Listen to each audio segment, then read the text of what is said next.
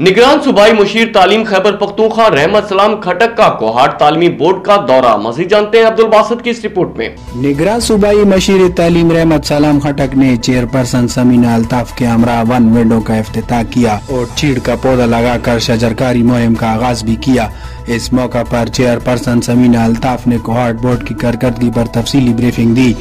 सूबाई मशीर तालीम रहमत सलाम खटक ने कोहाट तालीमी बोर्ड की कारकर्दगी को सराहते हुए कहा कि कोहाट तालीमी बोर्ड में वन विंडो सिस्टम के इफ्तिताह से तलबा और आवाम को एहसास जिम्मेदारी और सहूलत के साथ एक ही छत के नीचे हर किस्म की सहूलियात फराहम की जा रही हैं। दौरे का बुनियादी मकसद ये था कि कोहाट डिवीज़न मेरा अपना इलाका है और मुझे यहाँ के बोर्ड के मसाइल और स्कूलों के इम्तहानात के मसाइल का बखूबी पहले से अंदाज़ा है।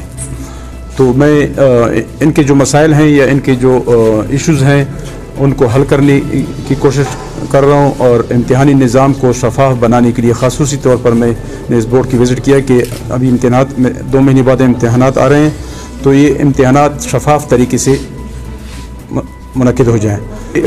जो भी बच्चे आते हैं और अपने सर्टिफिकेट के सिलसिले में DMCs के सिलसिले में तो उनको 10-15-20 मिनट में वो फारिग हो जाते हैं।